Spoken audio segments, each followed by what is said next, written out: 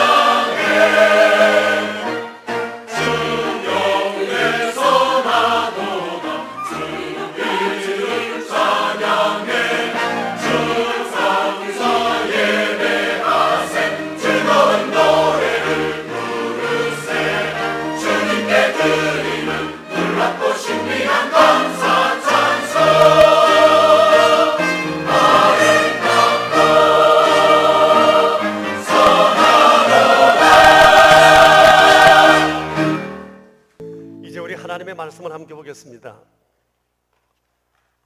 마태복음 4장 23절부터 5장 2절까지 있는 말씀입니다.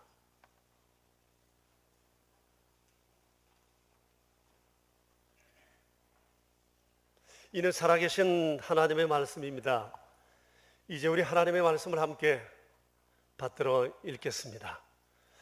예수께서 온 갈릴리에 두루 다니사 그들의 회당에서 가르치시며 천국 복음을 전파하시며 백성 중에 모든 병과 모든 약한 것을 고치시니 그의 소문이 온 수리아에 퍼진지라. 사람들이 모든 앓는 자 곧 각종 병에 걸려 고통당하는 자, 귀신 들린 자, 간질하는 자, 중풍병자들을 데려오니 그들을 고치시더라. 갈릴리와 데가볼리와 예루살렘과 유다와 요단강 건너편에서 수많은 무리가 따르니라. 예수께서 무리를 보시고 산에 올라가 앉으시니 제자들이 나온지라. 입을 열어 가르쳐 이르시되 아멘. 여러분, 오늘부터 마태복음 5장, 6장, 7장을 차례대로 강해하려고 합니다. 이는 예수님의 첫 번 설교인데 산상보훈이라는 명칭으로 더 잘 알려져 있습니다. 산상보훈이라고 하면 예수님께서 산에서 말씀하신 보배로운 교훈이다, 이런 뜻입니다. 산상보훈이라는 말을 맨 먼저 하신 분은 4세기 성자로 일컬어지는 어거스틴입니다. 아마 어거스틴의 고백이었다고 생각합니다. 주님의 말씀은 제 삶의 보배입니다. 이 어거스틴은 사람들이 성자로 숭상할 만큼 그의 삶이 순결하고 성숙하고 위대했던 것은 바로 이 산상보훈에 힘입은 바가 매우 크다고 생각이 되어집니다. 어거스틴뿐만 아닙니다. 초대교회에서는 회심한 성도들을 가르칠 때 이 산상수훈을 가르쳤습니다. 그리고 지난 2000년 교회의 역사 가운데 성숙한 성도의 삶을 위해 산상보훈은 끊임없이 가르쳐져 왔습니다. 우리 교회에서도 몇 년 전에 교회 리더십들을 교육할 때 이 산상수훈의 한 부분을 가지고 교육 내용으로 삼은 적도 있습니다.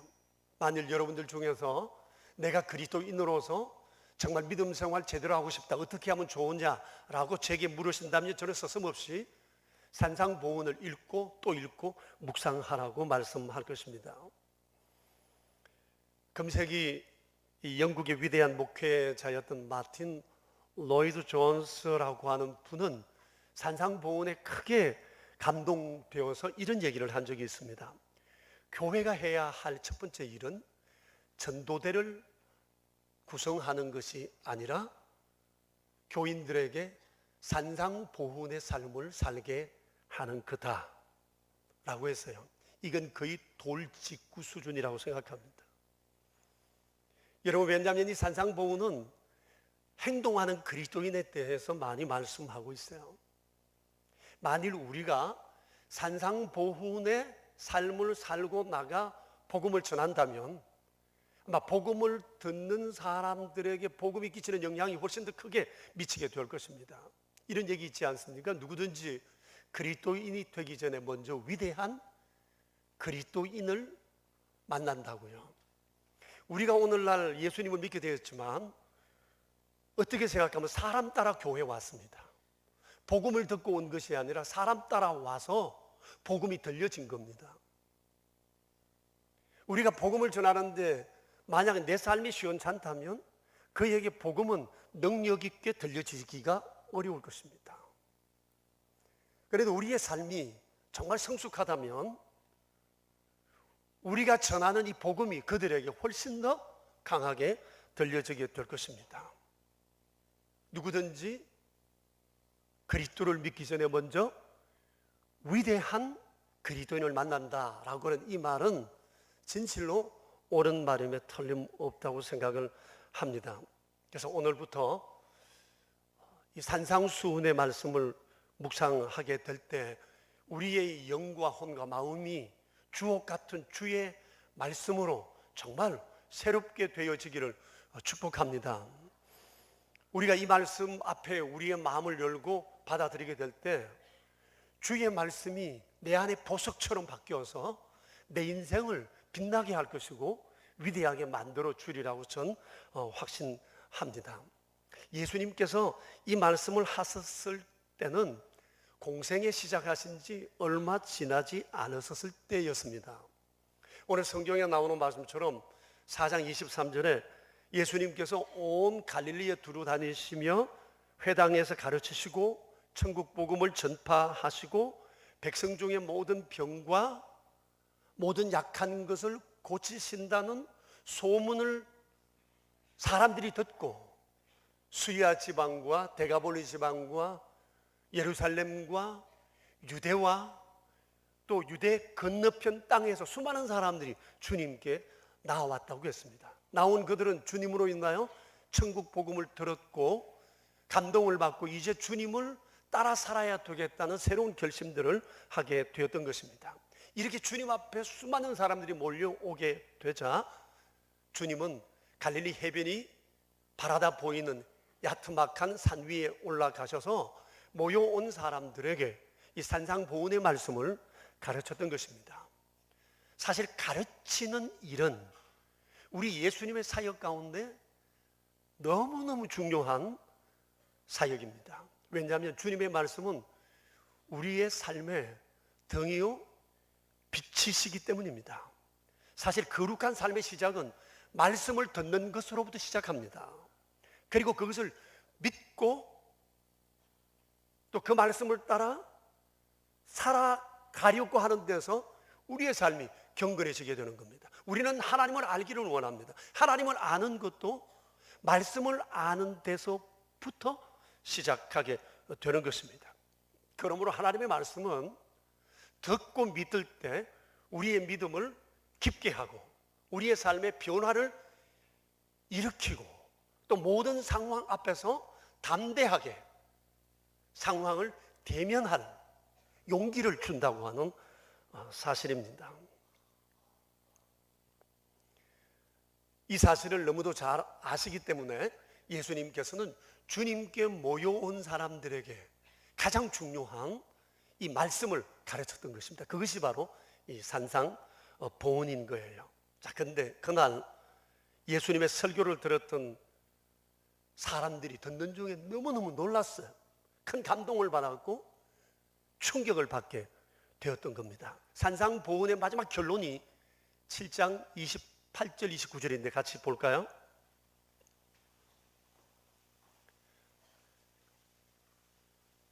보세요. 예수께서 이 말씀을 마치심에 무리들이 그의 가르치심에 놀라니, 같이 읽읍시다. 이는 그의 가르치시는 것이 권위 있는 자와 같고 그들의 서기관들과 같지 아니함일러라. 놀랐어요. 이제까지 이런 말씀 못 들어봤다는 거죠. 그들에게 강하게 이 말씀이 밀려왔어요. 이렇게 살면 되겠구나 라고 하는 확신이 그들에게 생긴 것입니다. 이들뿐 아닙니다. 산상보훈은 초대교회 성도들에게 지난 2000년 동안 오고 간 수많은 사람들에게 감동을 주었던 말씀이었습니다. 우리가 잘 아는 대문호 톨스토이 같은 분은 젊은 날에 이 마태복음 5장 39절의 말씀, 악한 자를 대적하지 말라, 누구든지 내 오른편 뺨을 치거든 왼뺨도 돌려대라, 이 말씀에 큰 감동을 받고 그의 평생 폭력에 대해서 대항하는 삶을 살았습니다. 그의 글들이 그러했고요. 또 사회적인 폭력 앞에 그런 앞장서서 폭력은 안 된다, 비폭력주의의 삶을 살아갔던 것입니다. 우리가 알고 있는 독일의 천렬재상이라고 일컬어지는 비스마르크라고 하는 사람은 그의 법학 박사 논문 주제가 산상보훈으로 과연 국가를 통치할 수 있을까라고 하는 이것을 주제로 박사 논문을 쓰기도 했습니다. 믿는 사람뿐만 아니라 믿지 않는 사람들에게도 산상보훈은 큰 영향을 끼쳤는데 그 대표적인 인물이 인도의 마하트마 간디라고 하는 분이에요. 영국에서 유학할 때 그는 산상보훈의 말씀을 듣고 인도 독립운동의 바탕으로 삼아야 되겠다고 생각을 했습니다. 그것이 비폭력혁명입니다. 그가 어느 날 기차를 타고 정거장에 잠깐 내렸을 때 사람들이 간디를 환호하자 그는 그의 손에 들고 있던 신약 성경을 펼치며 이 산상보훈의 한 곳을 읽어 주었다고 얘기합니다. 그렇습니다. 여러분이 산상보훈은 수많은 사람들에게 영향을 끼쳐왔고 삶의 변화를 이끌어 왔습니다. 예수님께서 그날 주 앞에 모여온 수많은 사람들에게 이 산상보훈을 들려주신 것은 이 세속적인 사회에서 그리스도인이 어떻게 살아가야 할 것인가에 대한 지침을 주셨다고 볼 수가 있습니다. 그러므로 이 산상보훈은 성도의 길은 어떠해야 하며 거룩한 삶의 길은 무엇이어야 하며 제자의 길은 어떠해야 하며 Love God, Love People의 삶은 어떻게 살아가야 하는지에 대해서 구체적으로 말씀한 거라고 볼 수가 있습니다. 그렇기 때문에 여러분, 이번 기회에 우리 가슴을 열고 정말 이 거룩하신 말씀 안에 내 인생을 새롭게 조명하고 돌아보고 새롭게 할 수 있는 그런 기회가 되었으면 참 좋겠습니다. 우리의 삶을 바꾸는 것은 지식입니다. 그리고 영향력 있는 사람입니다. 그리고 좋은 환경입니다. 우리가 이런 것을 보고 내 삶에 새로운 변화를 가져와야 되겠다는 자각을 가지는 것은 성숙한 사람의 마땅한 삶의 태도라고 생각되어집니다. 얼마 전에 어떤 분이 자신의 삶을 돌아보면서 회한의 글을 쓴 것을 보았어요. 그분도 이 산상보훈을 참 즐겨 묵상하시는 분입니다. 70대 중반쯤 되셨는데 이름만 되면 알만한, 우리 사회에 꽤 알려진 분이세요. 그런데 그동안 그분은 정말 열심히 살아왔거든요. 그리고 자랑스러워할 만한 업적도 이 사회 가운데 많이 이루셨어요. 그런데 그분이 최근에 쓴 글을 보면 아쉬움이 잔뜩 묻어 있습니다. 그 글에서 그는 이렇게 얘기합니다. 내 나이 70이 넘어서야 내가 누구인지, 내가 그동안 어떻게 살아왔는지 보이기 시작한다. 그러면서 내 삶을 돌아볼 때 후회로운 것이 너무나 많아. 깨닫게 된 것을 기록한다. 연서 그분이 글을 기록했어요. 한 5가지로 얘기를 했는데 이런 얘기입니다. 내가 너무 많은 일을 하며 바쁘게 살아오다 보니 일을 하긴 많이 했는데 시행착오가 많았고 부작용도 컸다. 둘째, 그렇게 살다 보니 더 깊이 공부할 기회를 놓쳐서 많이 아쉽다. 셋째, 일을 중심에서 살다 보니 가족들과 가까운 사람들을 향한 배려가 부족했고 너무 소홀히 했다. 넷째, 나를 도와준 사람들이 참 많았는데 그들에게 감사의 뜻을 전하지 못하고 본의 아니게 상처를 주었다. 그래서 많은 사람들이 나를 떠나갔다. 그리고 다섯째, 일에 묻혀 지내다 보니 기도할 시간이 너무 적었다. 기도하며 했더라면 더 잘할 수 있었을 텐데 기도 많이 못한 것이 많이 후회된다. 이제 내 나이 70 중반, 내게 일할 수 있는 시간이 얼마 남지 않았다. 이제부터라도 후회하지 않는 삶을 위해 힘다해 살아갈 것이다. 이런 내용이었어요. 제가 이번에 글을 읽는데 그분의 후회와 반성과 결심이 저의 후회와 반성으로 다가온 거예요. 그래서 제 삶을 쭉 돌아보면서 반성을 했습니다. 그런데 이제 앞으로 하나님은 매 주일마다 이 산상보훈 앞에 저를 세우며 또 다른 후회와 반성을 하게 할 것 같습니다. 뿐만 아니라 요즘 새벽 예배 때 우리가 에스겔서 말씀을 묵상하고 있는데 에스겔서 말씀을 보면서 늘 후회와 반성과 새로운 결심을 반복하고 있습니다. 왜냐하면 이 말씀이 거울처럼 저를 비추기 때문에 이 말씀 앞에 꼼짝할 수가 없습니다. 하나님의 말씀이 내 인생을 다 털어버리세요. 반성과 새로운 결심을 하지 않을 수가 없습니다. 그리고 에스겔서 말씀을 보면서 당시 하나님의 백성들의 처한 현실이 내게는 한편으로는 두려움으로 때로 한편으로는 희망으로 다가오기도 합니다. 참 고무적인 것은 하나님은 사람에게 위대한 일을 요구하지 않는다는 것입니다. 주님 잘못했습니다. 주님 앞에 바르게 서지 못했습니다. 이거 인정하기를 바라신다는 거예요. 이거 인정하기만 하면 하나님은 그를 붙들어 새로운 일을 행하신다고 하는 것입니다. 여러분, 에스겔서 당시 하나님의 백성들의 삶이 너무너무 비참했습니다. 바벨론이라고 하는 신생 제국에 참패해서 망했고 성벽은 무너지고 온 도시가 불에 다 황폐해지고 말았어요. 그토록 그들이 원했던 재물과 가진 모든 것들을 다 잃어버렸고 포로되어 바벨론에 끌려가 노예 생활을 하게 되었습니다. 그것은 그들의 죄 때문이었습니다. 하나님의 백성은 망할 수가 없습니다. 망하질 않습니다. 그런데 이들은 망했습니다. 그러나 실제로는 망하는 것이 아니라 하나님께서 그들의 인생의 판을 바꾸려 하신 것입니다. 이대로는 안 되겠다는 얘기입니다. 병든 몸을 고치지 않고 끊임없이 영양제를 공급해 본들 그 몸은 여전히 병 가운데 있을 수밖에 없습니다. 하나님은 그 백성을 때렸어라도 고쳐 새롭게 하시고 싶으셨던 거예요. 그래서 그들을 바벨론에게 맡기셨던 거예요. 그런데 문제는 그들이 그렇게 하나님 앞에 채찍을 맞으면서도 잘못을 몰랐다는 겁니다. 하나님을 향한 원망이 컸어요. 그래도 그렇지 하나님께서 하나님의 자기 백성을 어떻게 이렇게 혹독하게 다룰 수가 있는가라고 주님 앞에 불평을 했습니다.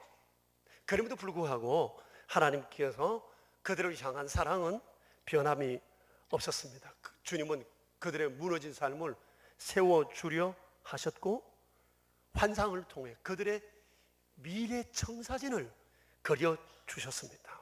그들에게 원하시는 것은 하나밖에 없었습니다. 잘못되었다는 것을 인정하고 후회하고 반성하고 새롭게 결심하라는 거예요. 주님은 이것을 그들에게 알게 하시려고 에스겔을 비롯해서 수많은 선지자들을 보내시고 그들에게 하나님의 마음을 말씀으로 담아 전해 주라고 했습니다. 결국 그들은 돌이켰어요. 그런데 돌이킨 세월이 무려 70년이었습니다. 70년 후에 돌이킨 겁니다. 30년을 한 세대로 봤을 때 깨닫지도 못하고 세상을 떠난 사람도 많았다고 하는 얘기입니다. 여러분 얼마나 미련한 사람이에요. 70년 만에서야 깨달았다는 겁니다. 그런데 이게 남의 얘기가 아니더라고요. 곧 저 자신의 얘기예요. 우리의 얘기예요. 우리는 잘못을 저지르지만 잘못을 인정하려 하지 않습니다. 내게 잘못이 많은데 내 잘못을 보려고 하지는 않습니다. 끊임없이 나를 포장하려 살아갑니다. 정말 하나님은 우리의 판을 새롭게 짜고 싶으신데 하나님과 함께 죽이 맞지는 않습니다. 이런 삶을 우리가 살아오고 있어요. 그러니 여러분 생각해 보세요. 좀 전에 말씀드린 70대 중반의 그 어른, 그분이 70의 중반이지만 자신의 삶을 돌아보면서 후회하고 반성하고 새롭게 결심한다고 하는 것이 얼마나 다행스러운 것인가라고 하는 겁니다. 일반적으로 사람은 나이가 들수록 더 고집스러워 간다고 그러지 않아요? 여러분 어떠세요? 그렇지 않습니까? 이러한 우리에게 하나님은 산상보훈의 말씀으로 도전하십니다. 아마 이 산상보훈의 말씀은 앞으로 우리에게 큰 거울처럼 우리를 비추고 우리를 그 말씀만으로 이끌어 드릴 것입니다. 외국에 나가실 때 공항 출입구에서 엑스레이 그 스캔을 받아보신 분들 많으실 거예요. 그 앞에 서면 원통 앞에 들어가서 양발과 양팔을 다 벌립니다. 내 몸 안에 지닌 것이 다 보입니다. 이 산상소훈의 말씀은 마치 이런 역할을 한다고 생각합니다. 여러분, 우리가 앞으로 매주일마다 이 산상보훈 앞에 우리의 발을 벌리고 팔을 벌려 하나님, 나를 보세요. 세세하게 보세요. 털어낼 것 다 털어내어 주시고 이제 내 안에 주의 말씀으로 보석처럼 심어 내 인생을 주로 있나요? 빛나게 만들어주세요.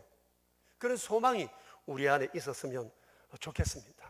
왜냐하면 여러분 산상보훈은 5, 6, 7장 짧지만 이 말씀은 우리의 삶의 전반을 다루고 있기 때문에 그렇습니다. 신앙의 본질에 대해서 말씀하고 있습니다. 삶의 목적과 삶의 비전은 어떤 것을 가져야 하는지에 대해서 말씀하세요. 인격적인 자질과 대사회적인 태도와 신앙 윤리, 가정생활, 인간관계, 물질생활, 예배, 기도, 구제, 금식, 하나님 말씀에 대한 자세, 언어생활, 결혼, 이혼, 성생활 등등 모든 것들을 주님은 다 조명하고 있기 때문입니다.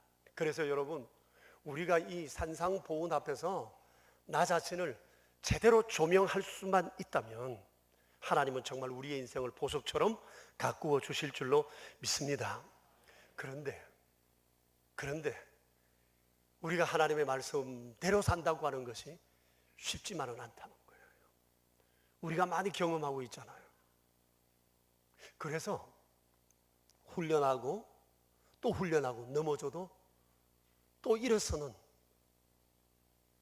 이런 삶이 계속 반복될 수밖에 없다는 겁니다. 저는 죄송합니다만 지난 한 주일을 지내는 동안 이 사실을 아주 절감했어요. 아시다시피 지난주에 최영환 목사님과 함께 중국 CUEC 졸업식에 갔지 않았습니까? 거기 가서 공안에 붙잡혔습니다. 그리고 이틀에 걸쳐서 조사를 받고 풀려났어요. 지난 화요일 수요일이었습니다. 힘들긴 했지만 제 개인적으로는 큰 교훈을 얻는 기회가 됐습니다. 사실 출국을 앞두고 예감이 별로 좋지를 않았어요. 당시 미국에 나갈 때 제 아내가 전화 와서 이번에 가지 않으면 안 되겠느냐고. 저 자신도 그랬어요. 그래서 이번엔 저와 최생교사 두 사람만 나가기로 했습니다. 평소에는 중국에 갈 때 우리 교우들 여러분들 함께 갔지만 이번에 선교팀장에게 그랬습니다. 나 혼자 갔다 오겠다고. 이번에 별로 예감이 좋지를 않다. 기도해달라. 그렇게 부탁을 하고 갔습니다. 졸업식이지만 학위복을 두고 거기에 필요한 모든 물품 두고 조그마한 손가방에 속옷과 성경책과 소지품 몇 개만 챙겨서 2박 3일의 여행길에 올랐던 겁니다. 이번에 거기 가서 한마디도 하지 않고 자리에 참석만 했다가 그대로 나오겠다 생각을 했어요. 최요한 선교사도 저와 똑같은 생각을 가지고 있었어요. 그래서 우린 함께 갔습니다. 근데 우리의 동선이 이미 노출이 되었고 한 20명 정도의 공안이 졸업식장인 교회를 에워쌌고 예배당에 매복해 있었습니다. 졸업식장은 아주 혼잡스럽게 되었어요. 참으로 난감했었습니다. 다 말씀드릴 수 없지만 얼마나 무섭게 굴든지 화장실 가는데도 따라왔어요. 참 염려가 됐습니다. 아시는 바처럼 시진핑 정부가 들어오고 난 다음에 선교사들이 1000여 명 정도가 강제 출국 조치를 당했습니다. 벌금도 물었고 구류도 되기도 했고 여러 가지 어려움을 당한 분들도 계셨습니다. 그리고 최근 중국과 우리 사이에 사드 문제가 있지 않습니까? 그 사드 문제가 터지고 혹시 우리가 첫 번째 구금되는 사례가 아닌가라는 것 때문에 혹시 시범 케이스가 될 가능성도 있겠다는 염려도 있었습니다. 그럼에도 불구하고 벌금이나 입국 제한 조치도 받지 않고 풀려나게 되었어요. 하나님의 은혜라고 밖엔 더 이상 말할 수가 없어요. 그런데 제가 말씀드리고 싶은 것은 그게 아니고 이겁니다. 왜 이런 상황 속에서 내가 처음부터 믿음으로 반응하지 못했는가라고 하는 겁니다. 물론 기도를 했죠. 주님, 우리에게 자비를 베풀어 주세요. 이 짧은 기도를 수백 번 했습니다. 이틀 동안. 주님, 우리에게 자비를 베풀어 주세요. 이렇게 한편으로 주님 앞에 기도하면서 한편으로는 어떻게 하든지 간에 중국 땅을 빠져나갈 궁리를 했습니다. 무슨 수를 쓰든지 이 땅을 벗어나야 한다. 이 생각 하나밖에 없었어요. 그래서 우리가 조치했던 몇 가지 사실이 있었는데 화요일 오전 11시쯤 붙잡히고 나서 차를 타고 가는 동안 일단 소지품을 최소화하는 것이었습니다. 우리의 신분이 탈로 되는 모든 것들을 아주 교묘한 방법으로 없앴습니다. 그리고 심지어 성경책도 호텔 공중 화장실에 숨겨두었습니다. 그리고 나중에 찾아오기는 했지만요. 그렇게 공항국에 가서 따로 조사에 임했는데 풀려난 시간이 그날 저녁 9시 30분이었습니다. 다음 날 아침 8시까지 다시 공항국에 출두하는 조건으로 잠깐 풀려났던 거예요. 그런데요, 그 잠깐의 그 여유로움이 우리를 아주 갈등하게 했습니다. 이런 내용입니다. 다음 날 공간에 갈 것인가, 오늘 밤에 중국을 탈출할 것인가. 이 내용 앞에 우리는 지금 결정을 해야 됐었습니다. 결론은 다음에 중국에 더 갈 수 없다 해도 지금 탈출해야 한다는 거였습니다. 그것이 우리도 살고 중국에 있는 또 다른 동역자들도 살릴 수 있는 길이라고 믿기 때문이에요. 그리고 다시는 공항국에 가서 그 사람들 만나고 싶은 마음이 없었기 때문입니다. 이리저리 궁리를 했습니다. 하얼빈에서 어디로 가야 하나? 비행기가 없어요. 일단 밤 10시쯤 되니까. 그래가지고 우리 생각이 대련까지 가서 대련에서 인천행 배를 탄다. 그리고 거기서 대련까지 가는데 거리가 1000km입니다. 시간은 불과 앞으로 10시간 반밖에 남지는 않았습니다. 밤인데 1000km를 어떻게 가지? 할빈에서 제일 좋은 벤츠를 구해서 가자. 그래서 물어봤습니다. 170만 원 내려요. 그래도 가야지. 가자. 그런데 시간이 안 맞습니다. 답이 안 나옵니다. 하늘길 끊어지고 백길 끊어지고 육로길 다 끊어졌습니다. 다 막혔어요. 막 막혔습니다.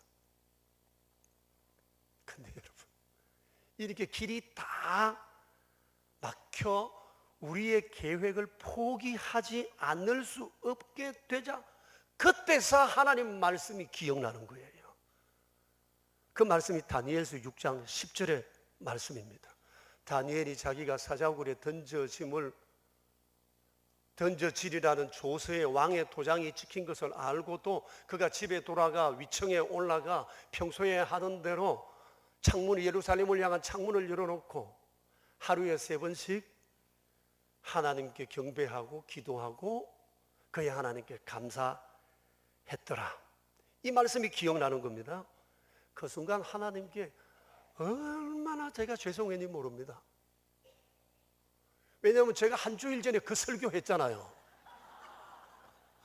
다니엘처럼 살자고, 사자굴에 들어가도 겁먹지 말고 그 앞에 서도 평소처럼 믿음으로 담대하게 하자고 그렇게 설교해놓고 제가 지금 그 상황 앞에서 하나님 생각 안 하고 말씀 생각 안 하고 어떻게든지 간에 이 자리를 빠져나가자는 오직 그 생각만 가지고 있었어요. 하나님 앞에 너무너무 죄송했어요. 아는 것도 많고 배운 것도 많고 말은 오죽 잘하나.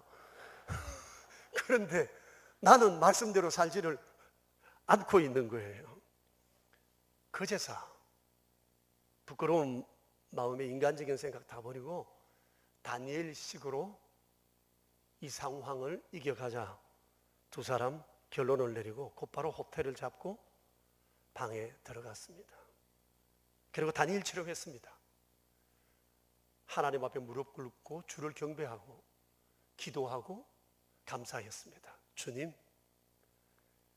사자굴을 피하지 않겠습니다. 내일 오전 8시 저희들 발로 공항국을 찾아가겠습니다. 그리고 잠을 잤습니다. 정말 한 번도 깨지 않고 꿀잠을 잤습니다. 그리고 아침에 일어나서 지난밤에 했던 것과 똑같이 다시 무릎을 꿇고 하나님을 경배하고 기도하고 감사하고 조식을 맛있게 먹고 그리고 공항국의 정각에 갔어요. 갔더니 공항국 직원들이 기다리고 있었습니다. 그들을 만나서 다시 외삭가로 갔습니다. 그곳에서 여러 절차를 마친 후에 12시쯤 되어서 우리의 한국 비자는 취소되고 다시 중국에서 새로운 비자를 발급받게 되었습니다. 난생 처음 중국에서 정명사진도 찍었고 기념으로 가지고 왔습니다. 나중에 보여드리겠습니다. 그런데 일주일 내로 중국을 떠나라고 하는 통지였습니다.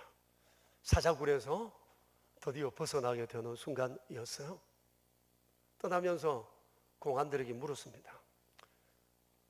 또 중국에 들어올 텐데 와도 되겠냐? 그래도 이런 일로 오지 말고 그냥 놀러 오세요. 그래서 우리는 그곳을 웃으면서 서로 악수하고 헤어지게 되었습니다. 그런데 일주일 내에 나가라고 했지만 일주일은 고사하고 오후에 바로 출국했습니다. 비행기를 타는데 아시아나를 타는데 거기 뭐 중국 사람들이 태반이에요. 근데 남자들은 전부 다 공안처럼 보였습니다. 그래 한국 땅에 도착했는데 공기부터 다르더라. 공기부터. 그러면서 생각했습니다. 역시 다니엘은 신앙의 고수고 우리는 신앙의 하수다. 다니엘은 사자굴에 던져짐을 알고도 평소에 하던 대로 아무런 갈등도 없이 그는 그냥 그렇게 살았는데 우리는 얼마나 이 머리를 쉬도록 굴렸냐. 최 목사, 나는 지난주에 이 설교했다.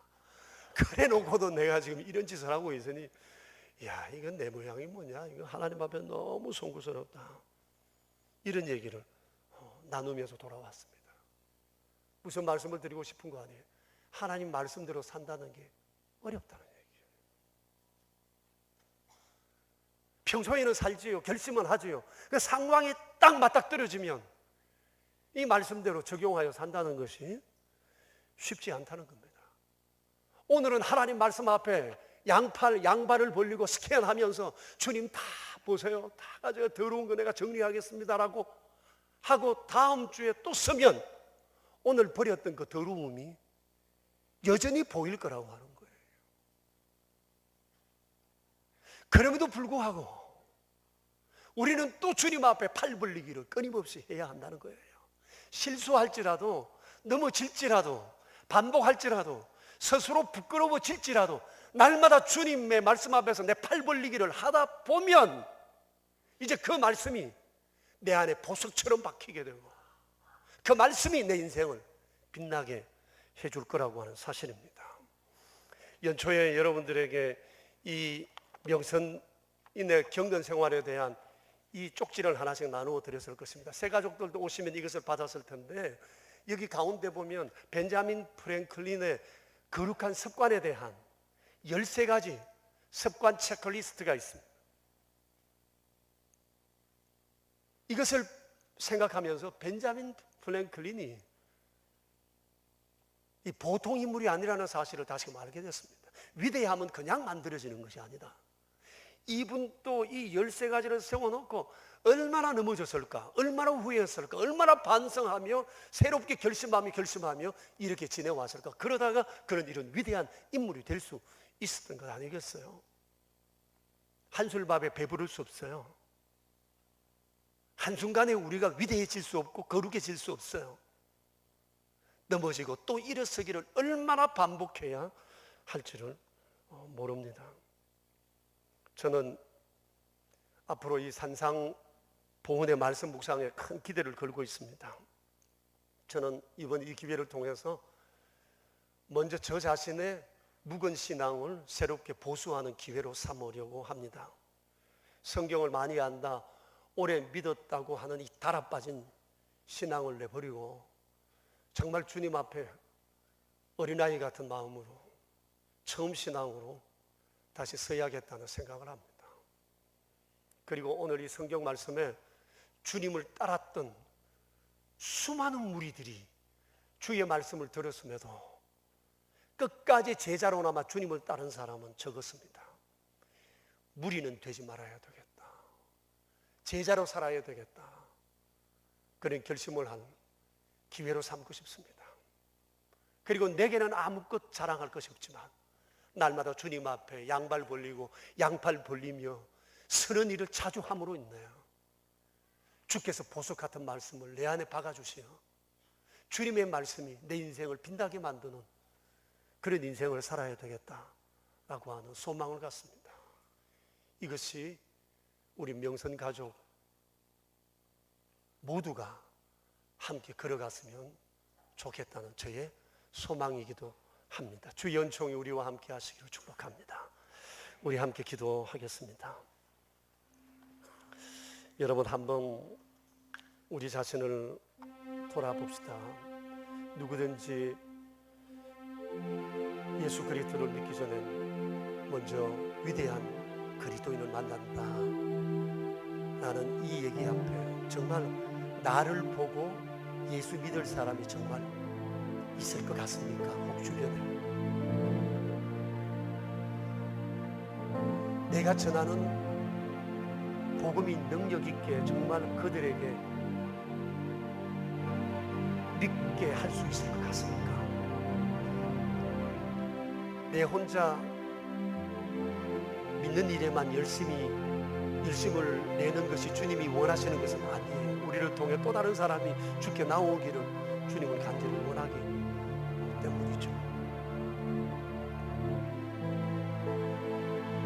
여러분, 우리는 정말 부족하지만 날마다 주님의 말씀 앞에 양팔 벌리고 서는 일을 끊임없이 하다 보면 부끄러움도 있고 후회로움도 있으나 그 반복되는 그 일이 우리의 삶을 거룩하게 만들어 갈 것입니다. 오늘도 여러분 잘 나오셨고 오셔서 감사해요. 우리 앞으로 말씀 앞에 날마다 자신을 세우면서 주의 말씀이 나를 보석처럼 빛나게 하는 아름다운 인생을 함께 꾸었으면 좋겠어요. 우리 하나님 앞에 제가 이런 삶을 살기 원합니다. 우리 주님 앞에 기도합시다.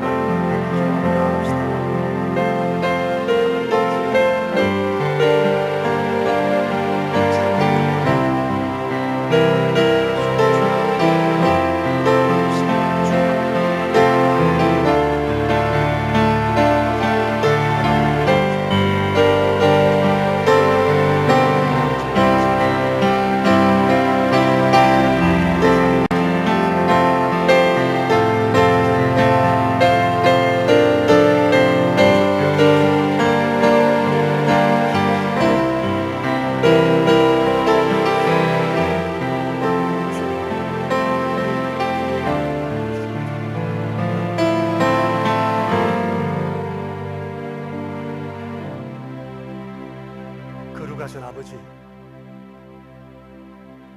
참으로 드러낼 것 없는 추한 우리의 삶을 주의 말씀으로 보석처럼 빛나게 하시려고 오늘도 거룩하고 복된 자리로 저희를 불러주셨습니다.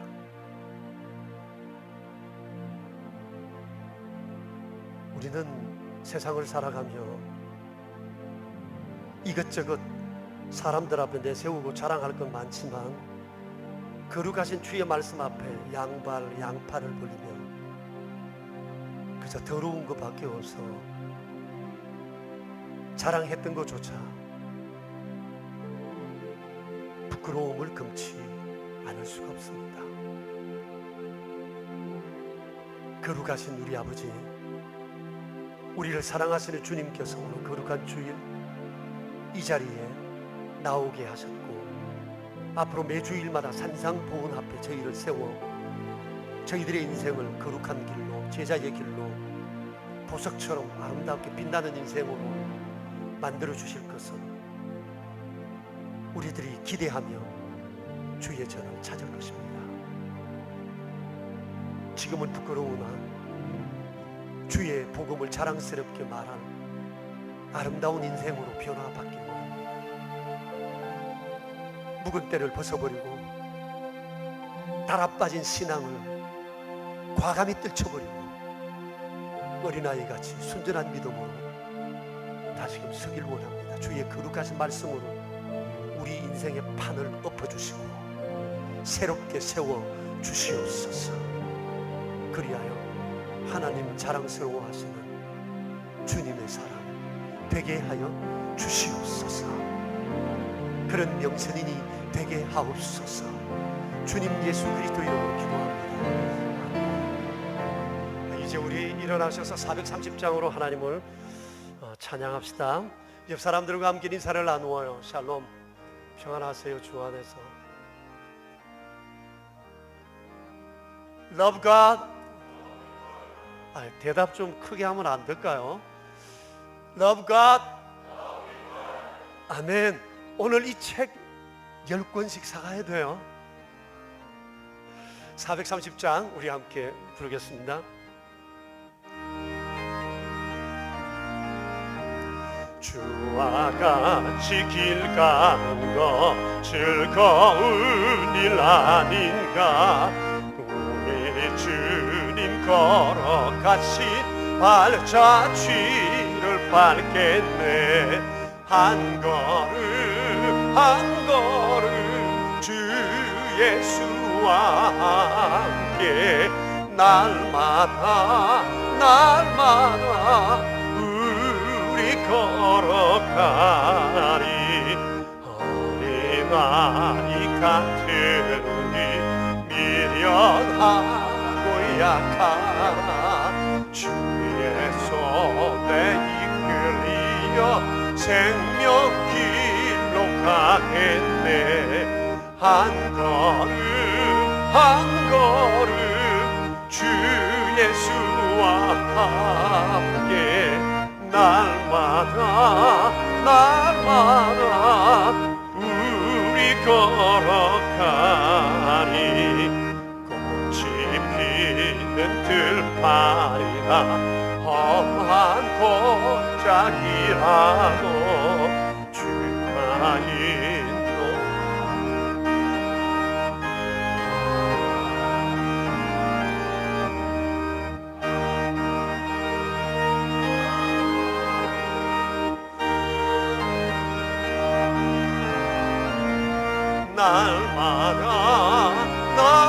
날마다 우리 걸어가리.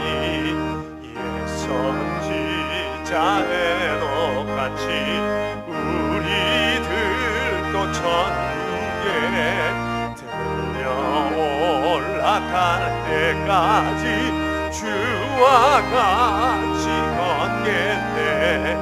한 걸음 한 걸음 주 예수와 함께 날마다 우리 걸어가리. 주님의 크신 은혜를 기억하는 저희가 오늘 아버지의 은총을 힘입어 예배하며 또 귀한 예물을 구별하여 주께 드렸습니다. 하나님께서 베푸시는 은혜에 턱없이 부족한 것이나 저희들의 마음을 담아 드린 이 귀한 예물이 사람을 살리고 세우는 데 아름답게 사용되기를 간절히 원합니다. 저희에게 주 앞에 예물 드리는 즐거움과 기쁜 마음과 더 큰 열심을 허락해 주셔서 세상 살아가는 날 동안 날마다 주님의 축복의 통로 되게 하여 주옵소서. 11조 예물과 감사 예물, 주정 헌금, 오른손 헌금과 완달라 선교 헌금과 사랑의 식탁으로 구별하여 드린 손길 위에 주의 복을 더하여 주옵소서. 주 예수 그리스도 이름으로 기도드리오며 이제는 삶의 길 되신 주 예수 그리스도의 은혜와 복의 근원 되신 아버지 하나님의 크신 사랑과 성령님의 교통하심이 모인 저희 무리들과 명선의 모든 가족들과 주님의 몸 되신 교회 위에 이제로부터 영원히 함께 계시옵기를 간절히 축원하옵나이다. 아멘.